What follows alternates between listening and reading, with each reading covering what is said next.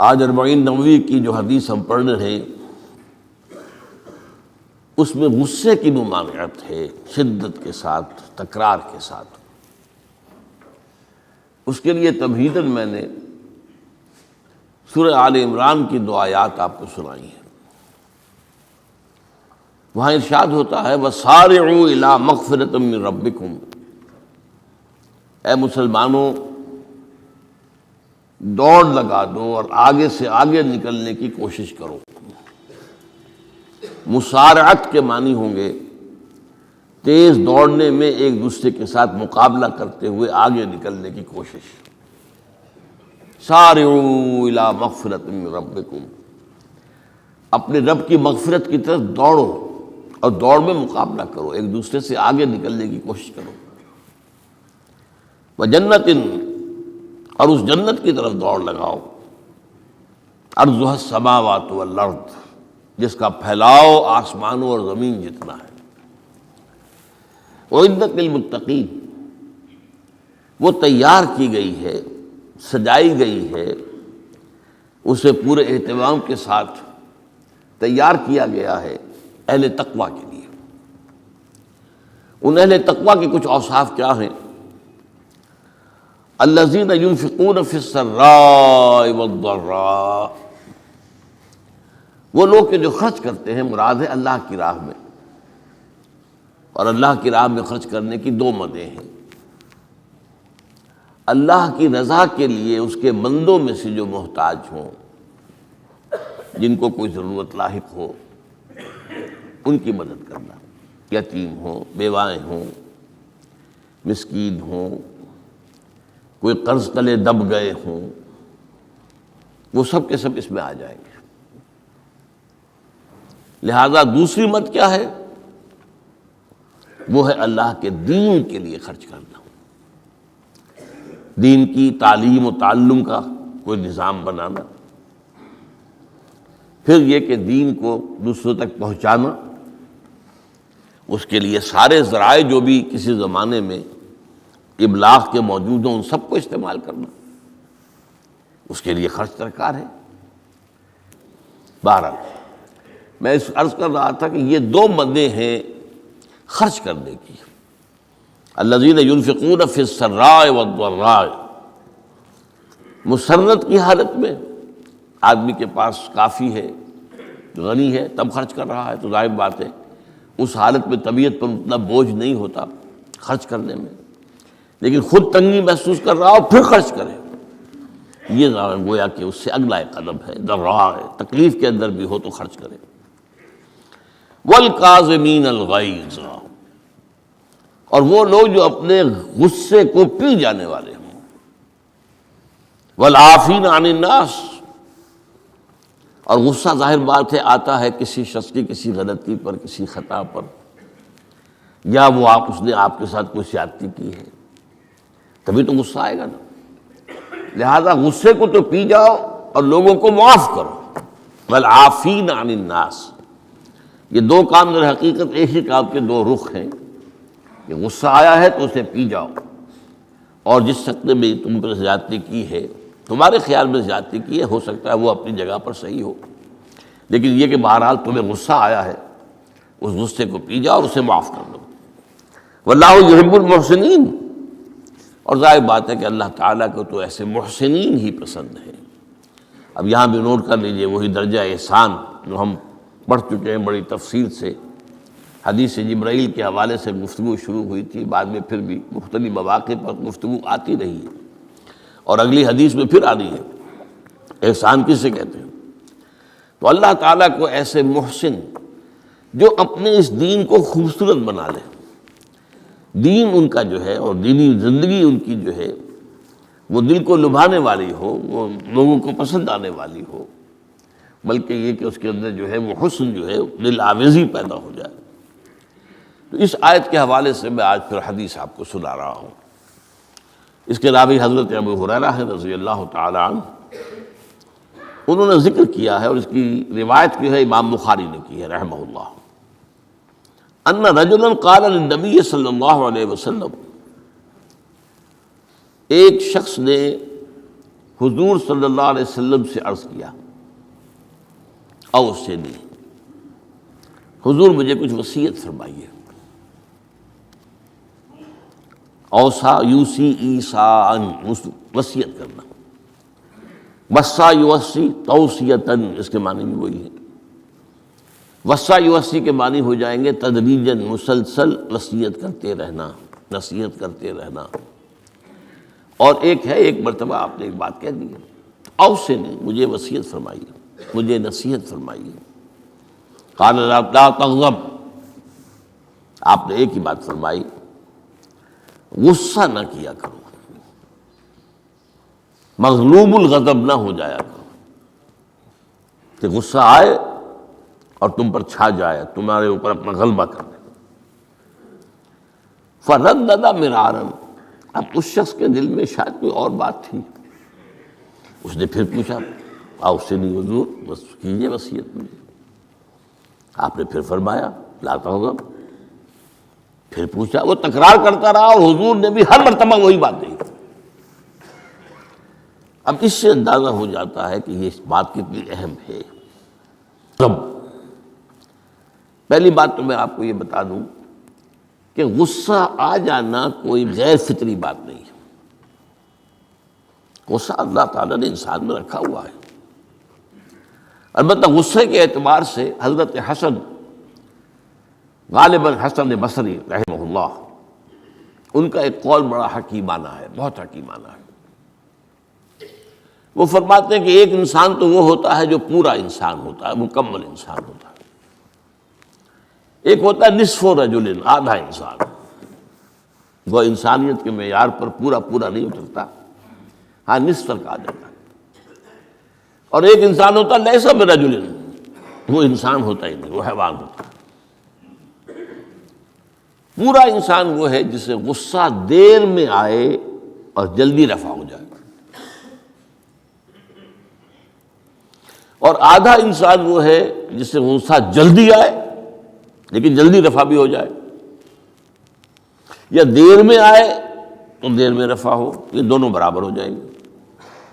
جلدی غصہ آیا، جلدی ہی ختم بھی ہو گیا، دیر میں آیا، دیر لگا دی جانے میں بھی۔ اور جو شخص سرے سے انسانیت کا مستحق ہی نہیں کہ اسے انسان مانا جائے، غصہ جلدی آ جائے اور دیر میں جائے، تو وہ اصل میں پھر انسان نہیں ہے، وہ اخلاقی اعتبار سے پورا انسان کہلانے کا مستحق نہیں ہے۔ تو غضب کے اعتبار سے یہ تین درجے جو ہے وہ سامنے رہنے چاہیے۔ پھر مزاجوں کی بات بھی ہوتی ہے، اللہ تعالیٰ نے مختلف مزاج بنائے ہیں۔ بعض طبائع کے اندر جمال کا عنصر زیادہ ہوتا ہے، جمالی شخصیت، خوبصورت شخصیت طبعا۔ بعض جلالی مزاج کے لوگ ہوتے ہیں، ہمارے بزرگوں میں بھی ہوتا ہے، دیندار لوگوں میں بھی ہوتا ہے، یہاں تک کہ نبیوں میں بھی ہے۔ حضرت موسیٰ علیہ السلام جلالی طبیعت کے آدمی تھے، آپ کو معلوم ہے ان کے واقعات کو ہمارے سامنے ہیں جو قرآن میں موجود ہیں، کہ ایک قبطی کا اور ایک اسرائیلی کا جھگڑا ہو رہا تھا، اس اسرائیلی نے مدد مانگی تو حضرت موسیٰ نے ایک مکہ لگایا ہے اس قبطی کو اور اس کی جان نکال دی۔ تو ان کے غضب کا، ان کی جلالی طبیعت کا یہ عالم ہے۔ اور اس کا سب سے بڑا نقشہ جو قرآن مجید میں آتا ہے کہ جب اللہ تعالیٰ نے جب ہجرت ہو گئی اور مصر سے حضرت موسیٰ علیہ السلام اپنی قوم کو لے کر، بنی اسرائیل کو لے کر نکل آئے، دریا یا سمندر بھی اللہ نے پار کرا دیا، سمندر کو یا دریا کو پھاڑ کر، اس کے بعد وہ مرحلہ آیا کہ انہیں اب شریعت دی جائے، اس لیے کہ اصل میں ہجرت کے بعد پھر شریعت آتی ہے۔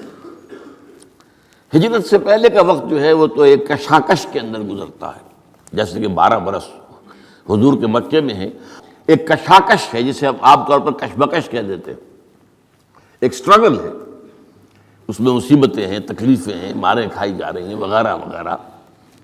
تو ابھی کسی تفصیلی شریعت کے لیے جانے کا موقع نہیں تھا۔ نماز بھی جا کر 5 وقتہ جو ہے وہ سن 1190 میں فرض ہوئی ہے، یعنی آپ سمجھئے کہ ہجرت سے 1-1.5 سال پہلے۔ اس کے علاوہ زکوٰۃ کا کوئی نظام ابھی باقاعدہ کہ یہ اتنے میں سے اتنا کوئی نہیں۔ ہاں عام طور پر لفظ زکوٰۃ استعمال ہوا ہے، اپنے مال کو پاک کرو، پاک کرتے رہا کرو، مال میں سے صدقہ خیرات نکالتے رہا کرو، اس سے وہ مال پاک ہو جاتا ہے۔ تو اسی طریقے سے جو ہجرت آئی حضور پر، جو ہجرت کے بعد شریعت نازل ہوئی مدینہ منورہ میں، اور دورہ ترجمہ قرآن میں یہ بات واضح میں کر دیا کرتا ہوں کہ اس شریعت کا بلو پرنٹ جو ہے، یہ لفظ آپ میں سے بہت سے حضرات جانتے ہوں گے، کوئی عمارت بنانی ہو تو اس کا جو نقشہ بنتا ہے پہلا وہ ایک نیلے کاغذ پر بنتا ہے، بلو پرنٹ۔ تو بلو پرنٹ جو ہے اس شریعت محمدی علی صاحب الصلاۃ والسلام کا، وہ سورہ بقرہ میں تیار ہو گیا۔ پھر اس میں جو تفاصیل کے اور پورے جو خد و خال آئے ہیں، وہ پھر سورہ نساء اور سورہ مائدہ اس کی تکمیل کی صورت۔ بہرحال جب حضرت موسیٰ کو اب اللہ تعالیٰ نے طلب کیا 40 دن کے لیے کوہ طور پر، اس کو ہم چلا بھی کہہ سکتے ہیں، 40 روز کی اللہ تعالیٰ نے ان سے ریاضت کروائی، مشقت، روزہ، اور یہ کہ عبادت اور ذکر الہی۔ اس کے بعد انہیں اللہ نے تورات عطا فرما دی۔ اس میں آپ کو یاد آ جانا چاہیے، حضور سے بھی قرآن مجید کے نزول سے قبل اسی طرح کا معاملہ غار حرا میں آپ کی جو خلوت گزینی ہوتی تھی، اور وہاں پر جو بھی آپ اب کیا عبادات کرتے تھے یہ ہمیں معلوم نہیں ہے، لیکن یہ ہے کہ عام طور پر جو محدثین نے کہا ہے، کان صفت تعبدہ فی غار حرا التفکر والاعتبار، غور و فکر کرتے تھے کہ یہ کائنات کیا ہے، کیا اس کا نظام ہے، یہ معاشرہ ہمارا کدھر جا رہا ہے، یہ خرابیاں کیوں بڑھ رہی ہیں، یہ کیوں انسان کا خون کرتا ہے، یہ کیا بات ہے، یہ کیا وجہ ہے کہ کچھ لوگ بھوکے مر رہے ہیں اور کچھ لوگ جو ہیں ان کے پاس بہت دولت جمع ہو گئی، یہ غور و فکر جو ہے تو یہ آپ کا رہا ہے بہرحال۔ لیکن یہ کہ تخلیہ اور غار میں آپ کا قیام یہ اپنی جگہ پر ثابت ہے۔ تو اسی طریقے سے وہاں 40 دن کا معاملہ ہوا حضرت موسیٰ علیہ السلام کے ساتھ۔ اس کے بعد الواح دے دی گئیں، جو پتھر کی تختیاں تھیں، ان کے اوپر جو احکام عشرہ ہیں، دی 10 کمانڈمنٹس، جو بنیاد ہیں۔ جیسے میں نے کہا کہ سورہ بقرہ جو ہے شریعت محمدی کی اساس ہے، تو شریعت موسوی کی اساس وہ 10 کمانڈمنٹس ہیں، جو کہ پتھر کے سلوں پر لکھی ہوئی دی گئی ہیں حضرت موسیٰ علیہ السلام کو کوہ طور پر۔ اب پیچھے کیا ہوا؟ حضرت موسیٰ کی اس غیر حاضری میں سامری کو موقع مل گیا، اس نے گمراہ کرنے کے لیے ایک شعبدہ دکھایا، اور وہ شعبدہ کیا تھا؟ آل فرعون کے جو زیور وغیرہ ہوتے تھے ان لوگوں کے، وہ ان بنی اسرائیل کے لوگوں کے پاس امانت رکھا کرتے تھے، یعنی انہیں بھی اندازہ یہ تھا یہ اسرائیلی جو ہیں یہ بددیانت نہیں ہے، یہ جو ہے اس کے اندر جو ہے وہ نہیں کریں گے کوئی خیانت، خائن نہیں۔ بہرحال چونکہ حضرت ابراہیم کی اولاد تھے، حضرت یعقوب کی اولاد تھے، تو چاہے اور ان میں خرابیاں آ گئی ہوں گی، لیکن یہ کہ یہ اندازہ انہیں تھا کہ یہ امین لوگ ہوتے ہیں، تو ان کے پاس امانت رکھی ہوئی تھی۔ جب وہ نکلے وہاں سے وہ ساری چیزیں بھی ساتھ لے کر آ گئے۔ اس کو کہا اس نے سامری نے کہ یہ پھینک دو، یہ تو نجس ہے، تمہارے لیے جائز نہیں۔ اس حد تک تو بات ٹھیک ہوئی۔ پھر ان کو پگھلا کر اور ایک بچڑے کی شکل بنا لی، اور اس کے اندر ایسا کچھ میکینزم رکھا کہ اس میں سے ہوا گزرتی تھی، اندر سے کھوکھلا تھا، تو آواز ایسی آتی تھی جیسے کہ بچڑا ڈکرا رہا ہو۔ انہوں نے کہا یہ ہے تمہارا خدا۔ یہ موسیٰ کو تو مغالطہ لگا ہے، کس غلطی فہمی کے اندر وہ پڑ گئے ہیں، کہاں گئے ہیں، کس خدا کے پاس گئے ہیں، یہ خدا تو یہ ہے تمہارا خدا، اسے پوجو۔ بہرحال وہاں کچھ لوگ جو ہے کافی بڑی تعداد میں لوگوں نے پرستی شروع کر دی۔ اب جب اللہ نے بتایا اے موسیٰ تمہاری قوم پیچھے فتنے میں پڑ چکی ہے، اور اس کی بھی ایک عجیب بات ہے، اس بتائی دوں آپ کو کہ حضرت موسیٰ کے لیے جو اللہ نے وقت معین کیا تھا کوہ طور پر آنے کا، آپ اس وقت مقرر سے پہلے پہنچ گئے۔ شوق، اللہ نے ایکسپلینیشن کال کی، یہ سورہ طٰہٰ میں موجود ہے۔ ما اعجلک عن قومک یا موسیٰ، موسیٰ یہ تم اپنی قوم کو چھوڑ کر جلدی کیوں آ گئے؟ ابھی تو وہ وقت معین نہیں آیا، کیوں آ گئے؟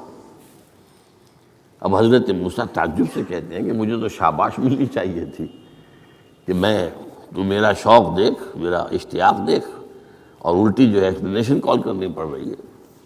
قال عجلت الیک ربی لترضی، پروردگار میں تو جلدی کر کے آیا اس لیے کہ تو راضی ہو جائے کہ تیرے طلب کرنے پر میں وقت معین سے بھی پہلے پہنچ گیا ہوں۔ فرمایا نہیں، یہ اجرت جو ہے یہ ایسی خطا ہے تمہاری کہ تم نے در حقیقت جو یہ غلطی کی ہے اس کی وجہ سے سامری کو موقع مل گیا ہے کہ اس نے تمہاری قوم کو اضلھم السامری، سامری نے گمراہ کر دیا۔ یہ خبر پا کر اب حضرت موسیٰ علیہ السلام جب آئے ہیں واپس اپنی قوم، اس کے لیے جو الفاظ آئے ہیں یہ سورہ اعراف کے اندر ہے، فلما رجع موسیٰ الی قومہ غضبان آسفا۔ یہ غضبان، یہ غضب کی ایک انتہائی شکل ہے۔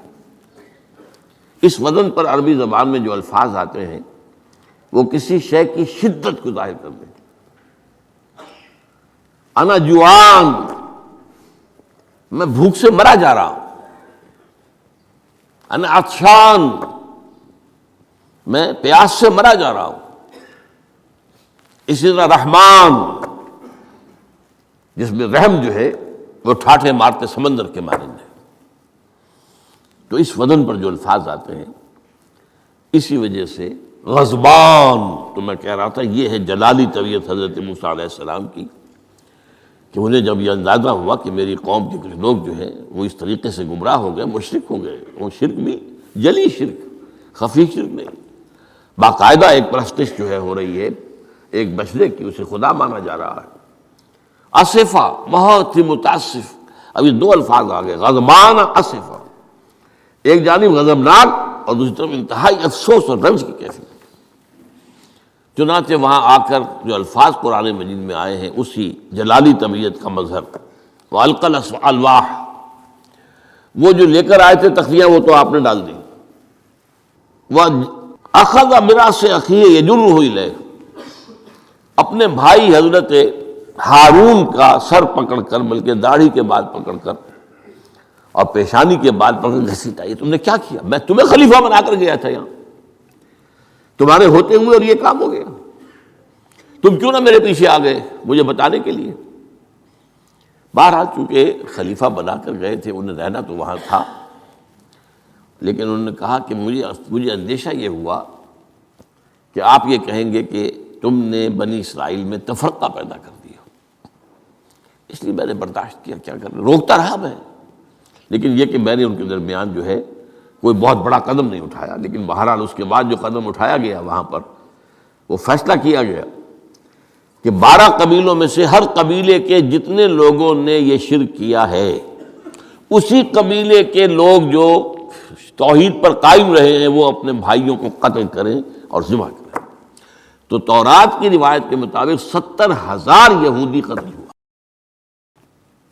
اور یہیں سے قتل مرتد کی سزا اسلام میں یہ قتل ہے۔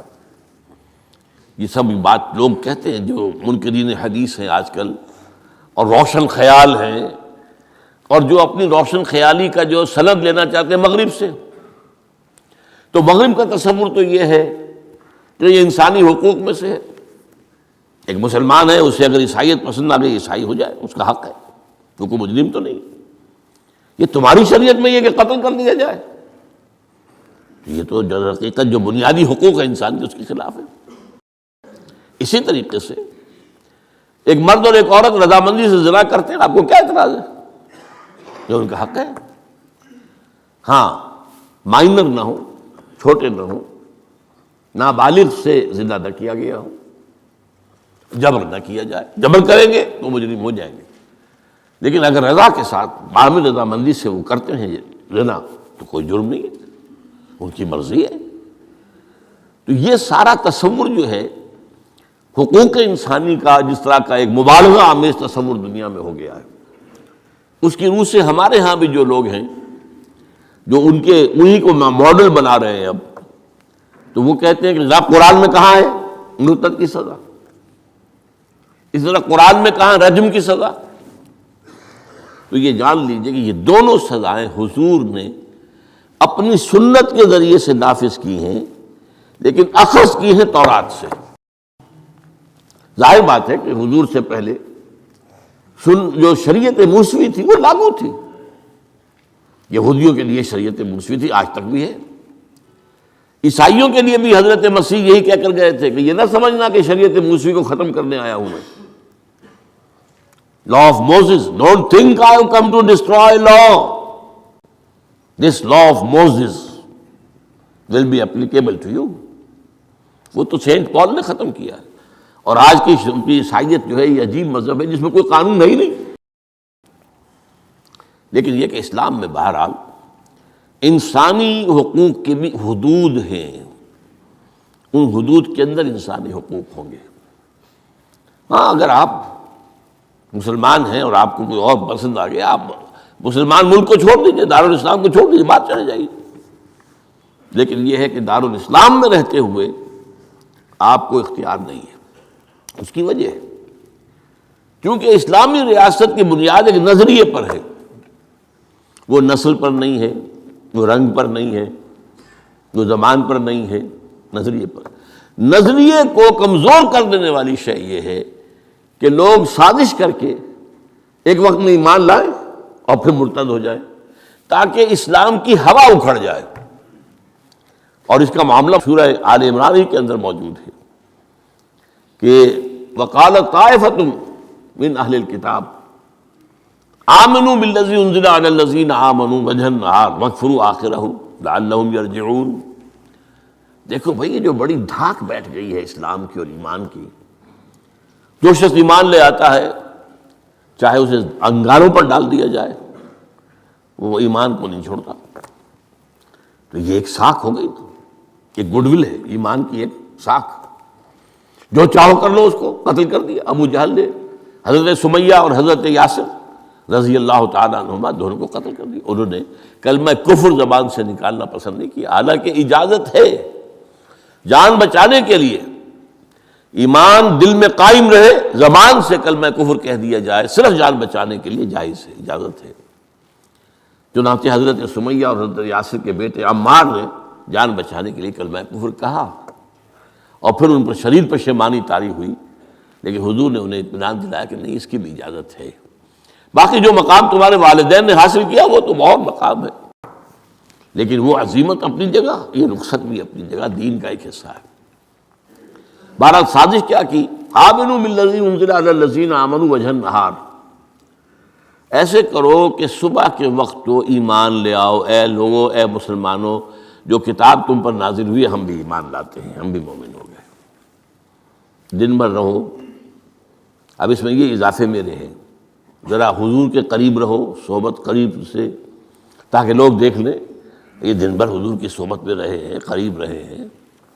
شام کو کافر ہو جاؤ، مرتد ہو جاؤ، یہ دیکھ لیا ہم نے، یہ تو دور کے ڈھول سہانے ہیں، ہم نے اندر جا کر دیکھ لیا، کوئی بات ہے ہی نہیں، کوئی خاص بات نہیں. اس سے کیا ہوگا؟ لعلہم یرجعون. کچھ نہ کچھ لوگ ضرور جو ہیں وہ متزلزل ہو جائیں گے. آخر سب لوگ تو برابر کے نہیں ہوتے، نہ ہر زن نست و نہ ہر مرد مرد. کمزور ایمان والے لوگ بھی تو تھے نا آخر، اور ان سے بھی نیچے منافقین بھی موجود تھے. لیکن کمزور ایمان والوں کے دل کے اندر بھی خدشہ پیدا ہوا ہوگا، وسوسہ اندازی کا شیطان کو موقع مل گیا کہ بھائی کوئی بات دیکھی ہوگی نا، انہوں نے بڑے بھلے لوگ تھے، بڑے اچھے لوگ تھے، بڑی نیک نیتی سے ایمان لائے تھے، اور حضور کی صحبت میں اور محفل کے اندر بڑے مؤدب ہو کر بیٹھے رہے تھے، بڑی توجہ سے انہوں نے حضور کا کلام سنا تھا. تو آخر کوئی بات تو ہوگی نا جو دیکھی ہے انہوں نے، تبھی تو وہ جو ہے وہ اسلام کو چھوڑ کر چلے گئے. اس فتنے کا سد باب کرنے کے لیے قانون بنا ہے، جو اسلام لائے دیکھ بھال کر لائے. اس لیے کہ ظاہر بات ہے کہ یہ تو اب ایک وادی، اس کے اندر قدم رکھنا ہے جس میں مشکلات بھی آئیں گی، تکالیف بھی آئیں گی. لیکن یہ کہ بہرحال اس سے رجوع کرنے کا پھر حق نہیں ہوگا. اسلام اگر چھوڑو گے تو قتل کیے جاؤ گے. یہ کنڈم کرنا اس کو شریعت اسلامی کے خلاف بغاوت ہے. قرآن میں نہیں ہے، لیکن از روئے قرآن تورات پر بھی لفظ قرآن کا اطلاق ہوتا ہے. چنانچہ مکے کے کفار اور مشرکین کا ایک قول نقل ہوا ہے، قالوا لن نؤمن بهذا القرآن والذی بین یدیہ، انہوں نے کہا نہ تو ہم اس قرآن پر ایمان لائیں گے جو محمد پیش کر رہے ہیں، اور نہ اس قرآن پر جو ان سے پہلے ہے۔ تو تورات کو بھی ایک معنی میں قرآن کا لفظ جو ہے اس کا اطلاق ہوتا ہے۔ تو حضور صلی اللہ علیہ وسلم نے یہ دو سزائیں جو ہیں، قتل مرتد اور رجم کی سزا بھی، ظاہر بات ہے قرآن میں نہیں ہے، مانتے قرآن میں نہیں ہے، لیکن شریعت جو ہے وہ صرف قرآن پر مبنی نہیں ہے۔ بس یہ بات ایک اصول موٹی، شریعت کی دو بنیادیں مستحکم ہیں، مستقل بالذات ہیں، انڈیپینڈنٹ آف ایچ ادر، کتاب اللہ و سنت رسولہ صلی اللہ علیہ وسلم، اللہ کی کتاب اور اللہ کے رسول کی سنت، صرف قرآن نہیں ہے۔ یہ اہل قرآن جو بھی کہلاتے ہوں، جن کو منکرین حدیث کہنا چاہیے، جو یہ قرآن مجید کو ہی سمجھتے ہیں کہ بس یہی بہت کافی ہے، اس کی پھر تعبیریں جو کرتے ہیں، ان میں سے دو آدمی بھی نماز پر متفق نہیں۔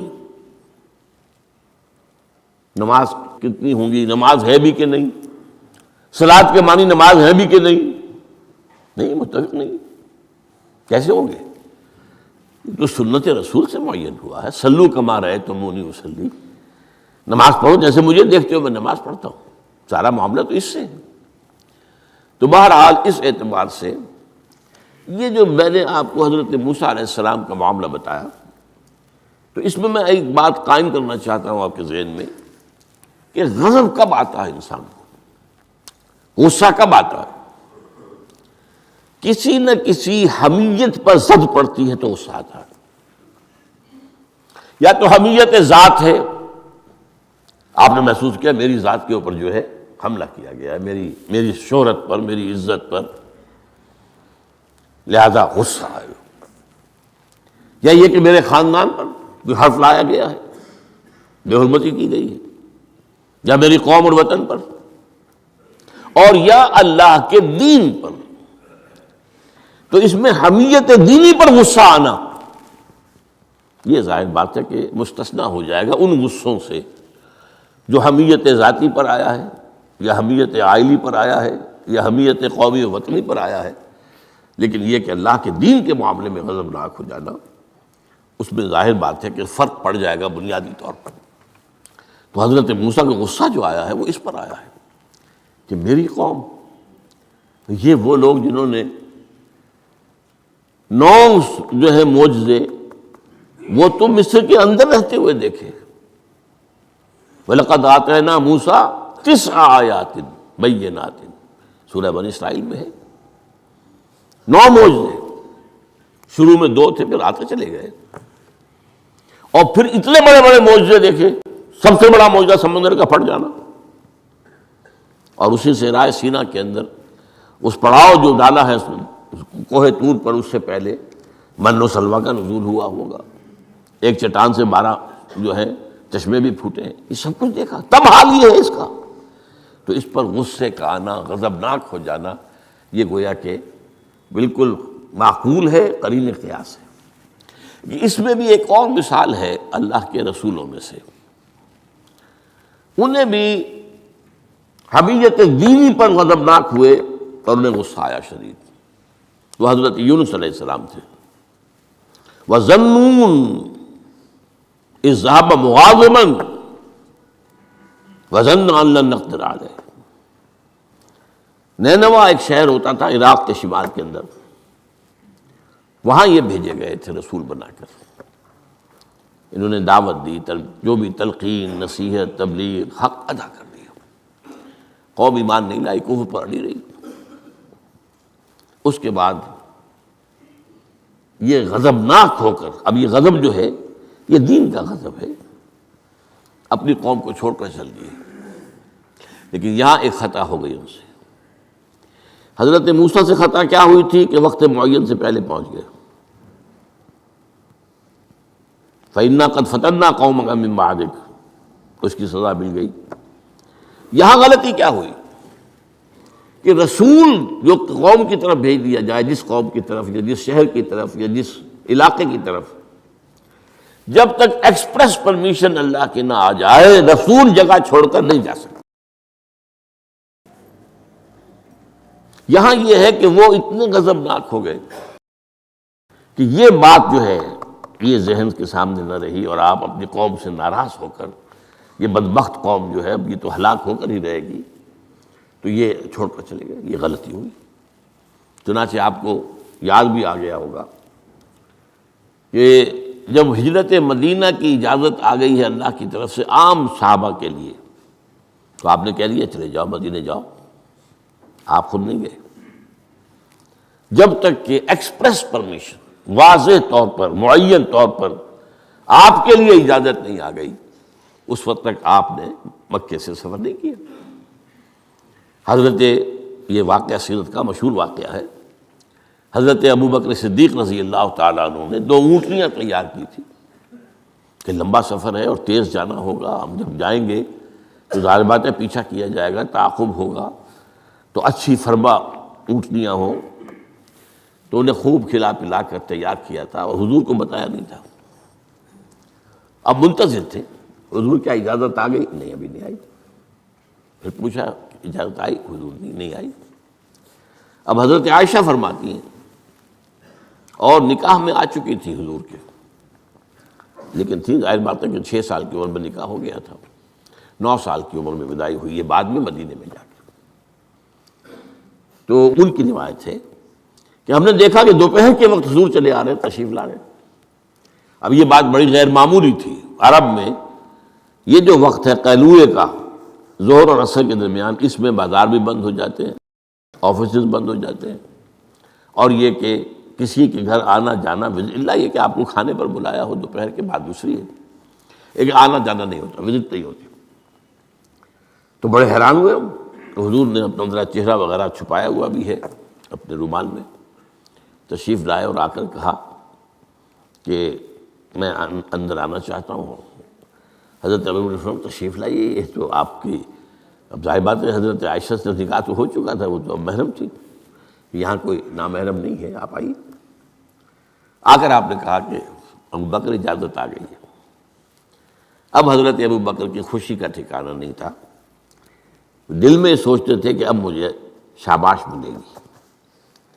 عرض کیا حضور میں نے 2 اونٹنیاں تیار کر رکھی ہیں، خوب کھلا پلا کر فربا کیا ہے، تیار کیا ہے۔ حضور نے تھوڑا سا توقف فرمایا، اچھا میں 1 اونٹنی میں استعمال کروں گا، لیکن میں اس کی قیمت ادا کروں گا۔ حضرت ابوبکر رو پڑے کہ حضور کیا مجھ سے بھی مغایرت ہے؟ میں نے اپنے جان و مال میں سے کون سی چیز آپ سے بچا کر رکھی؟ سارا مال آپ پر خرچ کر چکا ہوں۔ آپ نے اشارہ کیا حضرت عائشہ کے بارے میں، تو ایک مرتبہ پوچھا ہے کہ وہ تو آپ کی بھتیجی ہے، کیسے آپ کے کا نکاح ہوگا؟ کہ وہ دینی معاملہ ہوتا ہے، تم میرے دینی بھائی ہو، یہ کچھ بھی بھائی تو نہیں ہو۔ بس اتنا کہنے کی دیر تھی، بیٹی پیش کر دی۔ تو میں نے اپنی کون سی چیز کو آپ سے بچا کر رکھا؟ یہ ان کے الفاظ نہیں ہے، یہ میں ان کے جذبات کی تعبیر اپنے الفاظ میں کر رہا ہوں، لیکن یہ واقعہ میں آتا ہے کہ رو پڑے۔ تو بہرحال یہ جب تک ایکسپریس پرمیشن نہیں آتی اس وقت تک رسول نہیں جا سکتا۔ حضرت یونس چھوڑ کر چل گئی، وَظَنُّونِ الذَّهَبَ مُغَاضِبًا، مغاضب وہی غضبناک، تو اس کو اللہ تعالیٰ نے پکڑا، اس لیے کہ یہ غلطی ایسی تھی کہ جس کے اوپر پکڑ ہوگی۔ یہ تو کار رسالت کے اندر جو اس کی شرائط ہیں ان میں سے ایک شرط کے اندر کمی ہوئی ہے، لہذا پھر وہ آپ کو معلوم ہے کہ وہ مچھلی کے پیٹ میں گئے اور وہاں انہوں نے جو ہے لا الہ الا انت سبحانک انی کنت من الظالمین، تو آپ نے جو بھی وہ استغفار کیا ہے اللہ سے، پھر اللہ نے معاف کیا۔ پھر اس مچھلی نے، ویل مچھلی کوئی ہوگی جو شط العرب میں معلوم ہوتا ہے، شط العرب میں اس نے نگلا ہے، اور شط العرب یہ دونوں دریا جو ہیں فرات اور دجلہ جب عراق کے جنوب میں آ کر ایک ہو جاتے ہیں تو وہ تو گویا کہ ایک بڑا سا چھوٹا سا سمندر بن جاتا ہے، اتنا بڑا وہ شط العرب کہلاتا ہے۔ اس سے ہو کر پھر گلف میں آئے، اور گلف سے ہو کر کہیں مکران کے ساحل پر آ کر اگلا ہے اللہ کے حکم سے اس مچھلی نے حضرت علیہ السلام کو۔ اس پر ایک تحقیقی مضمون میثاق میں ایک زمانے میں شائع ہوا تھا، میں اب اس کی تفصیل میں نہیں جا سکتا، کہ اس علاقے میں حضرت یونس علیہ السلام کو اور پھر وہ اس کے ساحل پر پڑے رہے، تو معلوم ہوا کہ یہاں پر غضبناک ہو جانا اگرچہ تھا حمیت دینی کی وجہ سے، لیکن وہاں بھی جو بنیاد ہے دین کی اور جو اس کے جو شرائط ہیں ان میں سے کسی کو کراس کرنے کی اجازت نہیں. اس میں سے اگر کسی رسول سے بھی ہوا ہے تو پھر یہ کہ اللہ تعالیٰ کی طرف سے گرفت ہوئی ہے. اور یہاں یہ نوٹ کرا دوں میں آپ کو، ہم جو مبالغے آمیزی کیا کرتے ہیں نعتوں کے اندر، اور آج کل انتہا ہوئی ہے ٹی وی کے اوپر، بعض چینلز کے اوپر نعتوں ہی نعتیں، نعتیں ہی نعتیں، نعتیں ہی نعتیں، پھر ان کے اندر جو مبالغے ہوتے ہیں. حضور نے فرمایا ہے مجھے یونس ابن متہ پر بھی فضیلت مت دو. اب یونس ابن متہ وہ ہیں واحد رسول جن سے کچھ خطا ہوئی ہے اور جس پر سزا ہوئی ہے. باقی اور رسولوں میں سے کسی کے ساتھ ایسی بات ثابت نہیں. خطا ہوئی ہے حضرت موسیٰ سے بھی، ما عجلک عن قومک یا موسیٰ، لیکن خطا جو ہے اس کی کوئی سزا حضرت موسیٰ کو نہیں ملی. واحد رسول ہیں حضرت یونس علیہ الصلوۃ والسلام، الا قوم یونس. اور اس کا جو فائدہ پہنچا ہے، یہ جو آج کی جدید اکاؤنٹنگ ہے، debit and credit, Hare debit کے اگینسٹ کوئی انٹری برابر کی جو ہے کریڈٹ کی ہوگی، ہر کریڈٹ کے اگینسٹ ڈیبٹ کی ہوگی. یہ جو ڈیبٹ ہوا حضرت یونس کے خلاف، یہ کریڈٹ بن گیا قوم کے خلاف، قوم کے حق میں، کہ عذاب کے آثار شروع ہو گئے، جس کے بعد کہ کسی قوم کے لیے دروازہ بند ہو جاتا ہے توبہ کا. جیسا کسی فرد کے لیے جب موت کے آثار شروع ہو جائیں اب توبہ کا دروازہ بند ہے، تو جب وہ عذاب کے آثار شروع ہو گئے وہ قوم کو یاد آ گیا کہ یہ بات وہی ہو گئی جو یونس کہا کرتا تھا علیہ الصلوۃ والسلام. گھروں سے نکلے آئے، پوری قوم باہر آ گئی اور چیخ چیخ کر، رو رو کر، گڑ گڑا کر اللہ سے معافیاں مانگی، دعائیں کی، تو اللہ نے ان پر سے عذاب ٹال دیا. تو سورہ یونس میں اس کے بیان کیا گیا ہے کہ عذاب الہی کے جب شروع ہو جائیں آثار پھر وہ ٹل نہیں سکتا الا قوم یونس. یہ صرف ایک ہی مرتبہ ہوا ہے، استثناء ہے واحد، حضرت یونس علیہ السلام کی قوم. اب آخری نقطہ میں آپ کو بتا رہا ہوں. اس حدیث میں ایک بات بڑی اہم ہے. یہ جو آپ نے فرمایا لا تغضب لا تغضب لا تغضب لا تغضب، محسوس ایسا ہوتا ہے کہ یہ در حقیقت ہے شخصی تشخیص اور علاج. جو روحانی معالج ہوتے ہیں، ظاہر بات ہے کہ رسول یزکیہم، روحانی معالج سے تزکیہ کرتے ہیں. اس طرح ہمارے ہاں صوفیہ جو ہیں جنہوں نے اپنا تزکیہ کرایا ہوتا ہے کسی بزرگ سے، وہ پھر دوسروں کا تزکیہ کرتے ہیں. یہ ایک سلسلہ ہے جو چل رہا ہے. تو اس میں یہ ہے کہ اس تزکیے کے اندر پی پی کال، مطلب یہ نہیں کہ ایک ہی بات سب کو بتائی جا رہی ہے. ایسے بھی اذکار اور اوراد ہیں جو حضور نے سب کو بتائے. ہر نماز کے بعد بعض اذکار ہیں، اللہم اعنا علی ذکرک و شکرک و حسن عبادتک، ایک وہ ہے اللہ تعالیٰ کی حضور کی طرف سے کہ یہ پڑھا کرو، آپ پڑھا کرتے تھے، یہ سب کے لیے. لیکن ایک ہے پرسنل، اس لیے کہ اس روحانی معالج کا کے اندر یہ صلاحیت ہونی چاہیے کہ وہ اشخاص کے اندر جو ذاتی، اب کسی کے اندر کوئی مرض ہے، کسی میں کوئی مرض ہے، کسی کے اندر دولت کی محبت زیادہ ہے، کسی کے اندر غصہ جو ہے وہ بہت تیز ہے، کسی کے اوپر شہوت کا غلبہ بہت زیادہ ہے. تو وہ جو کال ہے وہ ہوگی پرسنل کال. یہ گویا کہ ایک پرسنل پرسکرپشن ہے اس شخص کے لیے کہ معلوم ہوتا ہے کہ اس کے اندر یہ غضب کا اور غصے کا معاملہ جو ہے وہ ضرورت سے زائد تھا، لہذا اسے حضور نے تکرار کے ساتھ اسی کا مشورہ دیا، اسی کی وصیت فرمائی. سبحانک اللہم و بحمدک لا الہ الا انت سبحانک انی کنت من الظالمین.